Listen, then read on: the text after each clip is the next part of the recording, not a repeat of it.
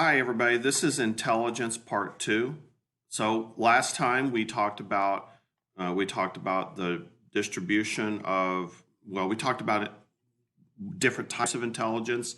We talked about the normal bell curve of IQ scores.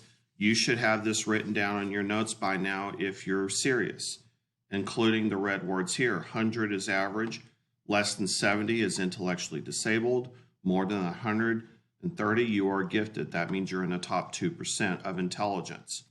Now, of course, we define intelligence by how well you do on traditional IQ tests or the Wechsler intelligence score. Okay, but we already went over that in the last time. Now, so there are problems with the IQ formula. Okay, at least the traditional IQ formula, the one that was created by Stanford University and Alfred Binet's mental age concept. Here's the problem. It doesn't really work well on adults. For example, if you take a single IQ test and you give it to a 60-year-old man and a 30-year-old man, and they're both average intelligence, then the 30-year-old, his IQ would be 50, right? So because they got the same, because it assumes that you get more and more intelligent as years go on. Because Binet's mental age assumed that an 8-year-old learns more by the time he's 10, okay? But with adults, it's not reasonable to expect an adult to get more and more intelligent every year. So this mental age concept doesn't work well for adults. So that is a problem. That is a problem. So what happened is that Wechsler came along and he fixed it. He standardized it for everyone. He created the bell curve and all that stuff. And so anytime you see WAIS or WISC, that comes from Wechsler. Now, do you need to know his name? I don't think you need to write it down or anything, but know that if you see the word Wechsler, like on this bell curve here, it says at the bottom, Wechsler intelligence score. That's IQ.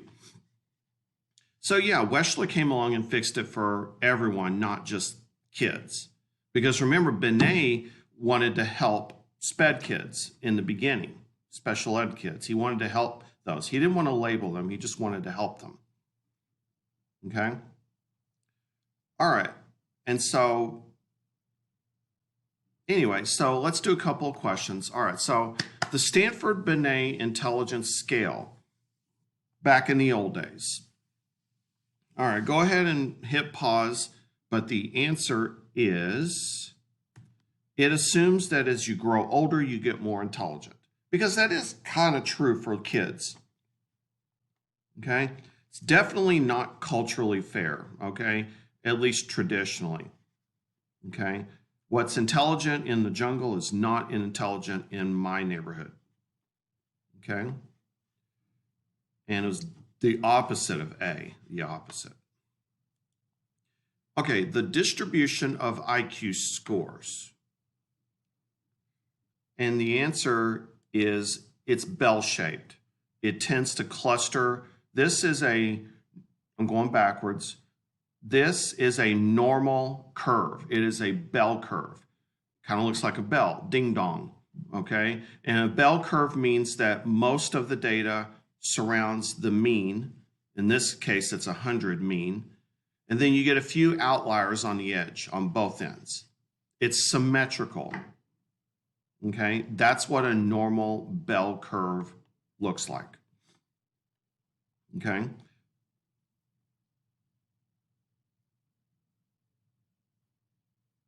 So the answer is A. Okay. All right. AP question. A disadvantage of using Alfred Binet's concept of mental age in assessing intelligence is that it what? All right. The answer is it's inappropriate for adults. Okay, it just doesn't make sense. So Wechsler had to come along and fix it. Okay.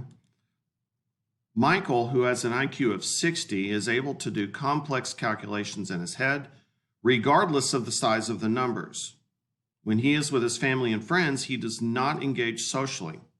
He focuses on his numerical calculations. So what's his deal? Okay, he's not gifted because his IQ is too low. The answer is he's a savant, like Stephen Wiltshire, the guy who drew the cityscapes. Okay, I couldn't put that in the last video because it messed with copyright. It actually added way too many megabytes to the video too. Anyway, so this is savant. Okay, interesting question. All right. The ratio of mental age to chronological age for a child of average intelligence. Okay, so if you're average intelligence, that means your mental age is the same as your chronological age, your actual age. So if you're 8 years old and you have a mental age of 8 years old, then that is a 1-to-1 ratio. The answer is, I gave you the answer. The answer is A, 1-to-1. If you're 12 years old and you have a mental age of 12, then you have a 1-to-1 ratio of chronological age to mental age. It's a 1-to-1 ratio. Okay, write this down. Okay, so you have aptitude test. And by the way, the topic is now how do we measure measure achievement and intelligence. Sorry, but we're talking about testing right now. So an aptitude test is a test that measures your potential, aptitude potential, or prediction. Example of an aptitude test would be the Asvab. If you were going to join the United States military, you would take the Asvab test. And what it does is it measures how well you would succeed in a certain role. Like, do you want to peel potatoes all day, or do you want to run a nuclear submarine? Well, they're not going to, or would you be a good pilot? You know, they're not going to send you to school to be a pilot if you do poorly on the Asvab. They're not going to do that. Okay? The SAT used to be an aptitude test because it was traditionally designed to predict how well you would do in college. Lately, the SAT is not like that anymore, but it used to be to predict how well you would do in college. True story, when I took the SAT, I didn't do very well on it. But when I went to college, I did very well in college, which says to me that the SAT was not a good predictor of my performance in college. Okay? True story. So that's aptitude. And aptitude is to measure your future performance. It's to predict how well you will do on something in the future, like a career or in college or something. An achievement test is a test that measures what you already know. For example, the AP Psychology exam is an achievement test. Just about any test you take in class will be an achievement test. It measures what you have already learned, not your future potential. Okay? All right, moving right along. All right. Which of the following refers to the potential of an individual to perform an as yet unlearned task? The answer is A, aptitude. Okay, so an aptitude measures the future, an achievement measures the past, what you already learned. Okay, aptitude tests are designed to measure what? The answer is future potential, future performance. A, that would be an achievement test. All right, how do we construct intelligence test? Okay, well, there's a few things you need to know about an intelligence test, and that also applies to what we call standardized test. Tests, if you're going to construct an intelligence test, it must be three things. it must be standardized, it must be reliable, and it must be valid. You don't need to write this down. We're about to write something down next. So what do we mean by standardized? Well, for one thing, in order for it to be standardized, it must be pre-tested to a representative sample of people. So if you're gonna, like, you probably don't know this, but the College Board likes to pre-test the AP Psychology exam, and they always find a bunch of suckers to do it. And they always act like it's an honor to do this. No, it's not. It's like you're a pawn in their game, you know, and they always try to sell it to the teachers like this is an opportunity. No, it's not. And so if you've ever taken a test in class and the teachers are like, don't worry about your score, just do the best you can, and then you never hear about it again, that could have been a pretest, okay? And also, the results must form a normal distribution or a bell curve. Also, you must have norms like same time limits, same time of day, same rules, same instructions read, and the results must form a bell curve. So if everybody bombs the test, then that's not a good test. That means that, you know, you've got what's called a skew. Okay, that's not good. You want to have a few outliers on both ends, but you want to have most people scoring near average. Okay, so this is what it means to be standardized. You got to have a good rubric when it comes to like short answer essays and stuff. And that's what standardization is. Okay, so just do the best you can on this. If your score falls at the 75th percentile on a standardized test, which of the following is an accurate interpretation? All right, hit pause and think about it, but the answer is, and you may not know this, but the answer is, when you score at the 75th percentile, that means you did pretty good. That 75% of everybody scored below your score. If you scored in the 95th percentile, that's really good. That means 95% of everybody scored lower than you, okay? But if you scored in the 25th percentile, that means you didn't do very well based on how everyone else did. Okay, here's an AP question. A standardized test must have all of the following except. All right, the answer is, now remember, it's except, so it means that it doesn't have to have this answer. The answer is E. You don't have to have multiple choice questions, okay? You can have short answer questions. You can have essay questions. For example, on the AP Psychology exam, you have an FRQ. And when we grade them, your teacher won't, but some teachers will. I do. I get paid to do that in the summer. And they give us a really strong rubric. So that helps to standardize it. Everyone has the same rubric that they have to grade it by. So even if I were to have like a student of mine say, hi, I'd be like, I still got to go by the rubric, you know, and they check on me on that. So yeah, you can still have a standardized test with something other than multiple choice questions. Okay, but all this other stuff, you got to have it. You got to have reliability. You got to have the same instructions. You got to have norms like time limits. That's a norm. Rules. Whether or not to have a calculator, that would be a norm. And criteria of scoring, you got to have that. All right. On an intelligence test, the number of questions an individual answers correctly is meaningless without which of the following? Okay. The answer is standardization. Let me explain. So if I give you a test and I say you got half of them right, then your first answer would be, okay, is that good? You know, because getting half of an AP exam is a lot better than getting half on a standard chapter exam. You know, it just depends on how did everyone else do? Okay, that's what you want to know. It's like, you know, what if everybody got 80% and you got 50%?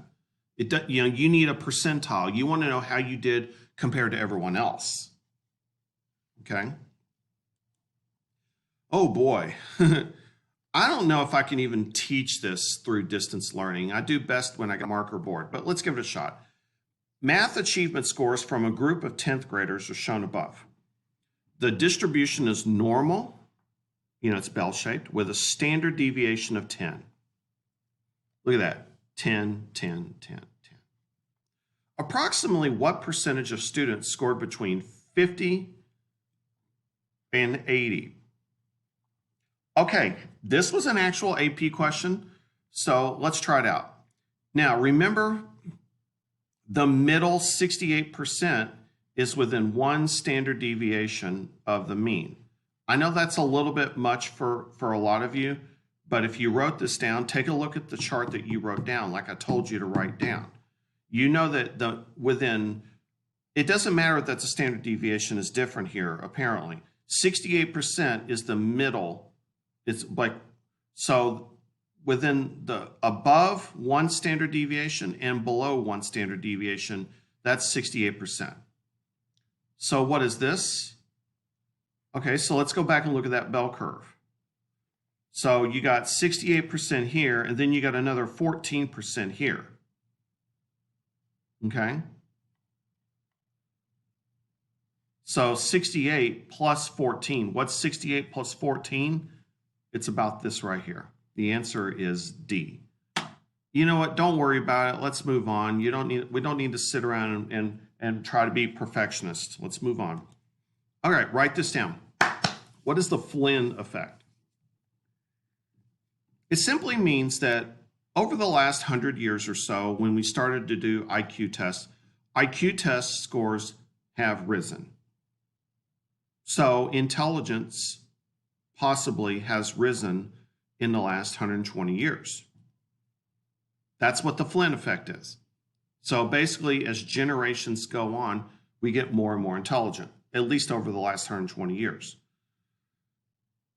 Why is that? You don't need to write this down, but it could be because of we're eating better. It could be that we have access to schooling, and it could be that we have access to technology. Video games, they do increase intelligence.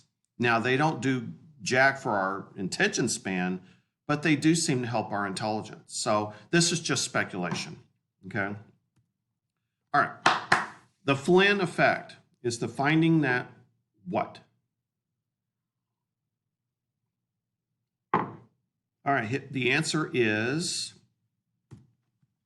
intelligence seems to be going up with every generation. Okay? A standardization sample for developing a test. I gave you the answer on accident there, but I saw an ant on the screen. And I was, yeah, you got to standardize it. So you got to have a set of norms. You got to say this is passing and this is not.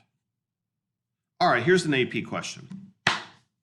The Flynn effect is best illustrated by which of the following statements? Okay, hit pause, but the answer is intelligence scores increase from generation to generation. They have been going up for some reason. All right, write this down. Reliability means consistency. Now, it could be consistently good or it could be consistently bad, but a reliable test gets you the same scores every time. So you might remember in the show Battle of the Brains, I hope you've watched that, and you remember when they were judging the artwork on the side of the street.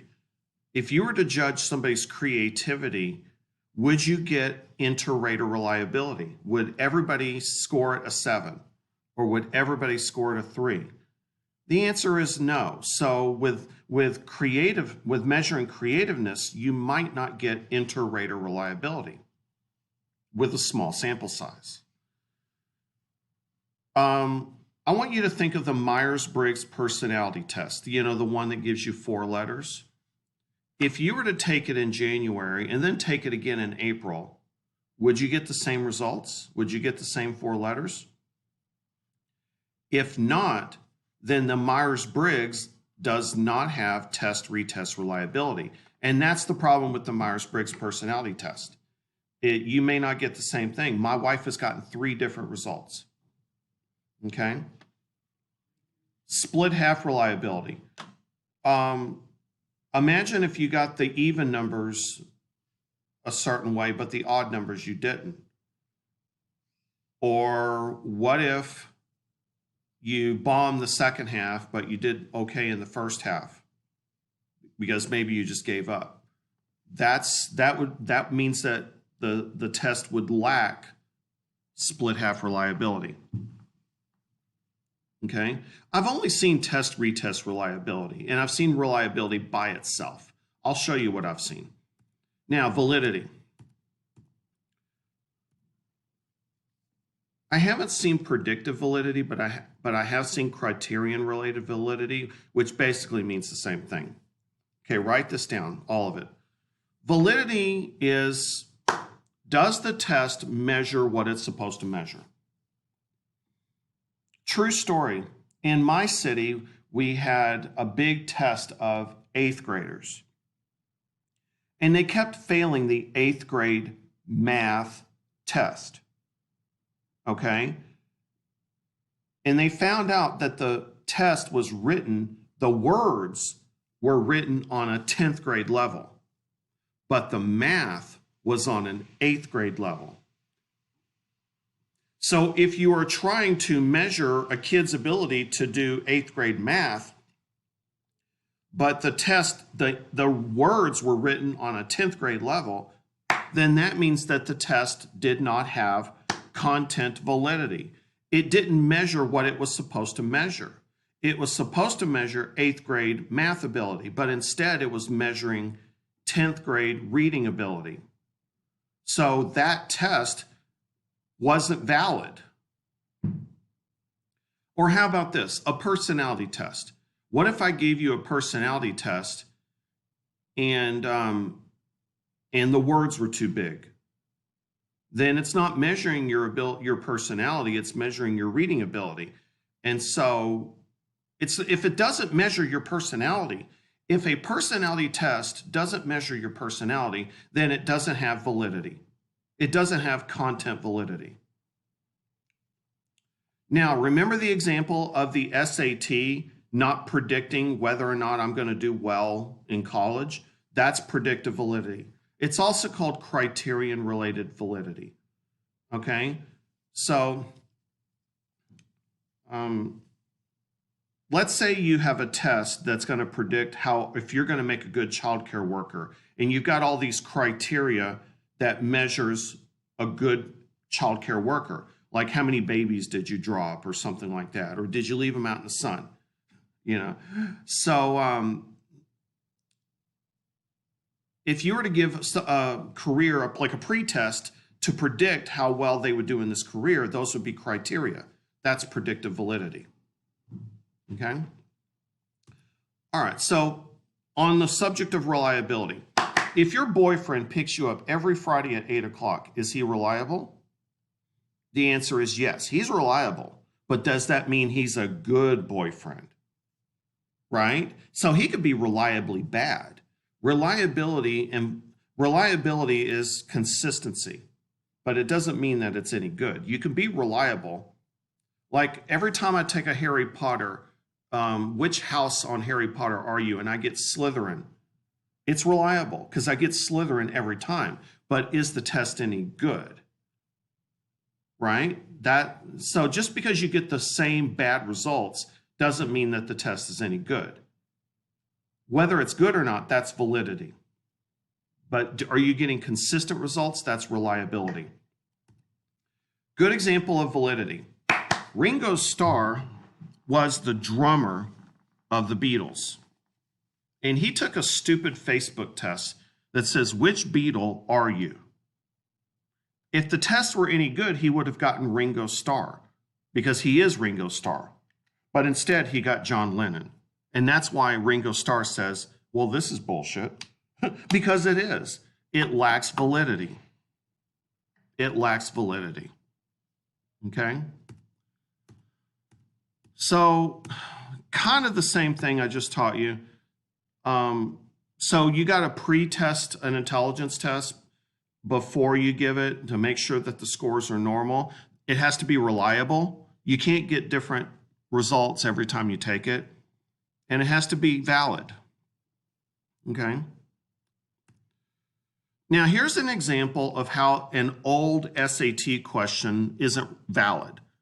You've got runner to marathon means, and then your answer. Hit pause and take a look at it. Okay, I got it wrong too.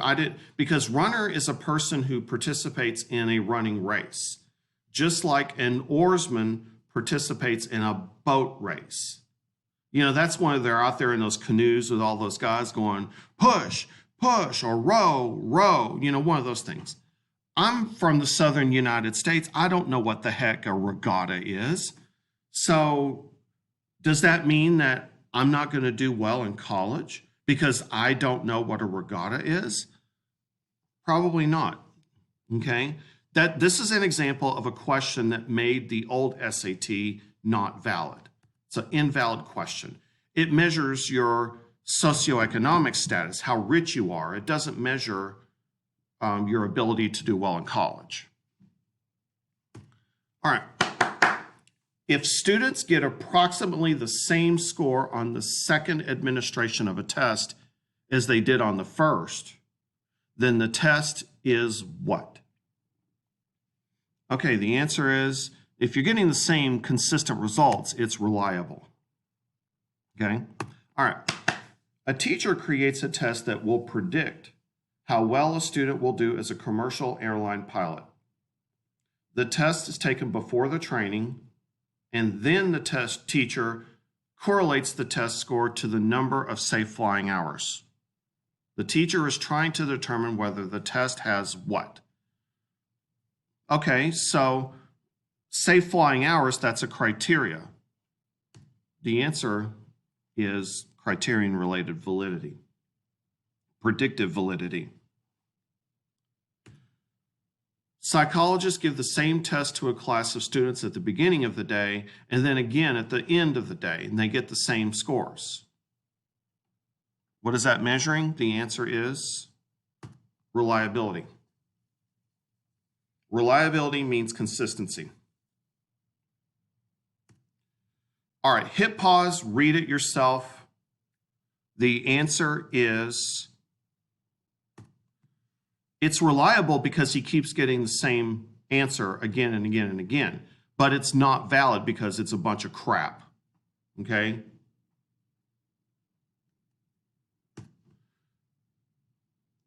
Okay, so Carlos took an intelligence test and scored lower than he thought he should, but he kept retaking it and getting the same score each time.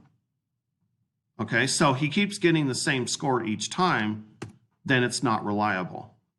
I mean, it is reliable. I'm sorry. It is reliable. Is it valid? I don't know, but it's definitely reliable. All right, a test is administered to 1,000 fourth graders across the country, and then it's re-administered to the same kids 90 days later. The test retest results will yield an evaluation of the test what? The answer is, are you getting the same score? That's reliability. Okay. All right, hit pause, do this yourself. This is just like what happened to me with my SAT. The answer is, okay, you didn't hit pause, then that's your problem, okay? Just trying to help you. All right. Okay, correlation and causation. Just because two things are related doesn't mean that one thing caused the other, okay? Low self-esteem and depression are correlated. They go hand in hand, but it doesn't mean that one thing causes the other, okay? It could be that the same thing causes both, okay? So there is a number that we use to describe correlation. It's called correlation coefficient. Hit pause and write this down if you need to. It's a number between -1 and +1.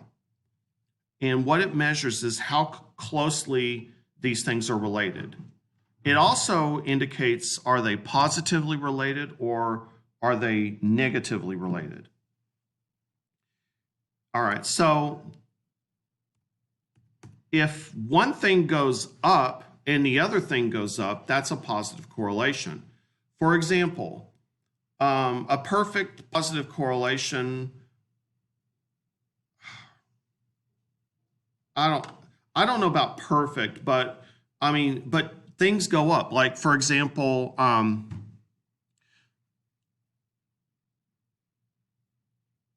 how about this? This isn't perfect, but the more calories you eat, the more you weigh. That's not perfect, but it's pretty strong. So as calorie consumption goes up, the more people weigh goes up. That's not perfect, but it's close. Now, negative. How about this? As the temperature goes down, the weight of people's clothes go up. You see that? One goes up, the other one goes down. That's a negative correlation. Or the number of times you complain on the phone with your friend is negatively correlated with the number of hours that your friend will talk to you because you are annoying. That would be a negative correlation. One goes up, the other one goes down. And then there's no relationship. Like pizza consumption in New York City goes up, and bicycle consumption in Zimbabwe. You know, those two have nothing to do with each other. So that means no relationship. Okay? So now remember, the strongest relationship means how far away from zero are you? Now, D doesn't count because it can't be more than 1. Okay? So which one of these is furthest away from 0? That would be B. That would be the strongest relationship. It would be close to a -1. That means a strong negative relationship. What is the weakest? That would be E because it's closest to 0. The closer you are to 0, the weaker the relationship. Okay? I'm not sure how important this is for the AP exam, but the strongest test-retest reliability would be D. The scores are correlated. Okay? So remember scatter plots. If they tend to have, they go like this, like a positive slope, you get a positive correlation. And this is a weak positive correlation. You see how the dots are further away from each other, but they tend to go up and to the right. No correlation means that there's not a line that's being made. A scatter plot showing a negative correlation would look like that. This would be a strong negative correlation. One goes up, the other thing goes down. This would be a weak negative correlation. It's there, but it's weak. Okay? Same thing. Hit pause and look at this. All right. Research finds that, in general, the higher an incoming college student scores on a given test, the higher the student's college grade point average. So what is the relationship? The answer is, well, one goes up, the other goes up, so it's positive correlation. They're not perfectly positive, but they are positive, definitely. All right. Does intelligence change over time? Not much. And it depends on the kind of intelligence. I've seen it both ways. The video I assigned you said that intelligence does seem to go up. But it's hard, you know, because different kinds of intelligence goes up.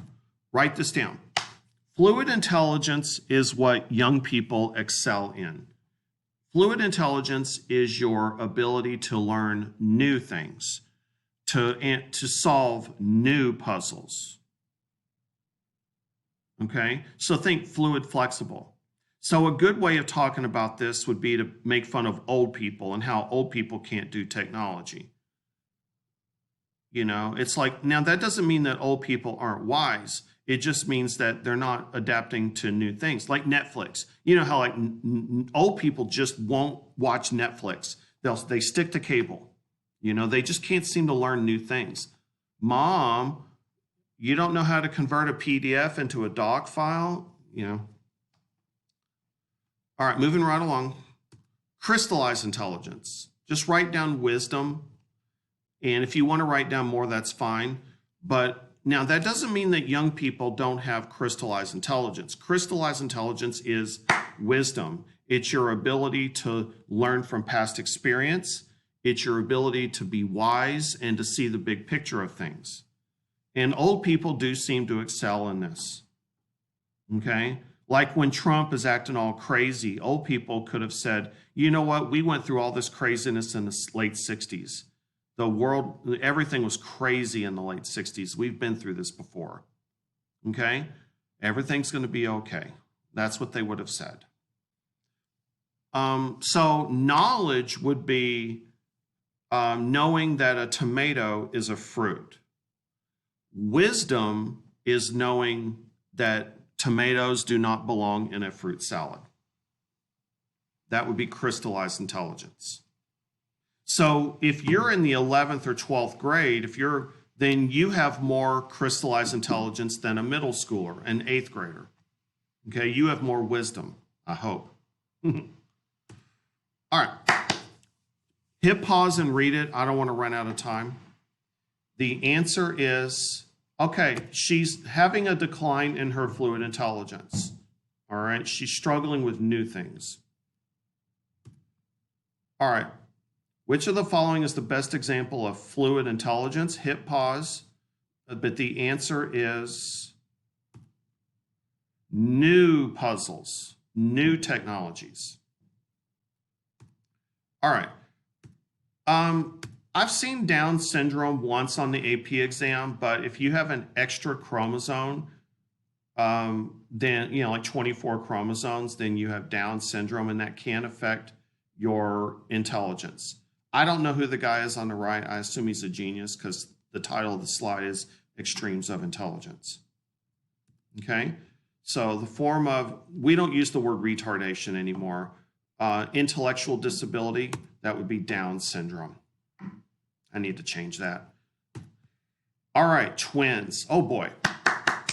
Okay, so let me ask you a question that's not easy to answer. Is intelligence nature or is it nurture? Okay, so here's an idea. Why don't we study twins and give them some IQ test or some intelligence test and see if their IQ test correlate. Okay, so here's the deal. If you take two identical twins, and what I mean by identical means that they are clones of each other. The sperm fertilizes the egg, and then that divides and clones itself. That's what a twin is. Two identical twins that are reared in the same household with the same parents at the same time, their IQ scores have a very strong correlation, like 0.85. You know, that's very strong. That means their IQs are very similar. But then if you separate twins at birth and then give them IQ test, look at this.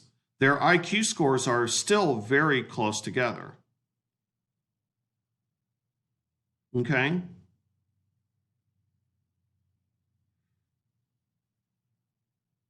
Now, there is some environmental effect. Okay? There is some environmental effect, but it's it's definitely a lot of biology. Okay? There's some, but it's mostly nature, not nurture. So my daughter is very intelligent, and if I let a bunch of dumb people raise her, her IQ would be almost as high as it is right now. Now, fraternal twins, they're like brothers and sisters. That means you have two eggs and two sperm, and they're raised at the same time in the same household.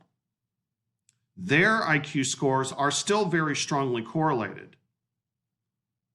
Okay? But they're not as strongly correlated as identical twins. So that shows that intelligence is very strongly nature. Siblings reared together, brothers and sisters reared together in the same household, their IQ scores are weaker. Their correlation is weaker than identical twins. And then strangers who have never met each other, their correlation is low. It's something, but it's low. So genetics makes a difference, and whether or not you're reared in the same household makes a difference as to how correlated your intelligence scores are. Now, also, if you look at adopted kids, it turns out that kids who are adopted by their scores do correlate a little bit with their adopted parents. So that means there is some environmental effect. Okay? So let me go ahead and show you a movie. I hope I don't run out of time, but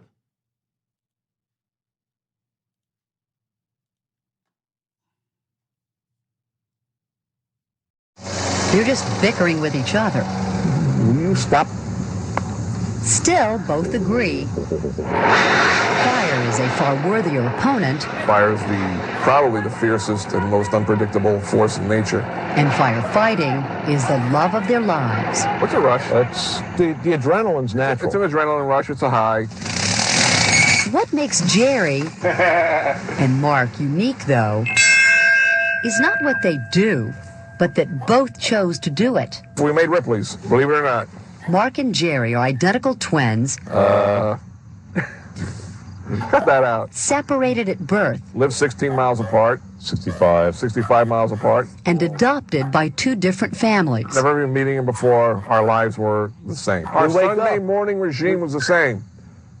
Three Stooges. Laurel and Hardy.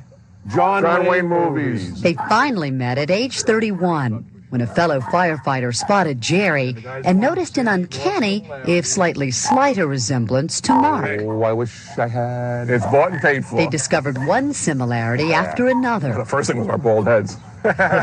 Same double chin. Oh, mine's a triple. The way we walked. The way we drank a beer, the way we held our beer. Pinky underneath. Pinky underneath, always. Our mannerisms. The way we laughed. So with all these things in common, it may not be a coincidence that Mark and Jerry both fight fire, or that both enjoy other things Whitewater rafting. that other people might consider scary. It's in the blood. It's the blood, in the genes, wherever the doctors want to put it. okay. All right, running out of time here. So the correlation of intelligence test scores between identical twins is what? Hit pause. But the answer is they're higher. They're closer together if they're raised together than if they're raised apart. Because, because that shows that there is some environmental part. Okay, AP question. This is a tough one. Hit pause and do it. The answer is... Okay, now this one isn't so bad. I think it's the next one. But yeah, this shows that there is some biological basis for intelligence. That one to me was okay, but maybe you struggle with it. This one I had trouble with. Hit pause, but the answer is, that is true. Kids who are adopted by new parents, their IQ scores are correlated, which shows some environmental contribution. A lot of this other stuff shows nature, not nurture, but E shows nurture. Okay? All right. And there you go.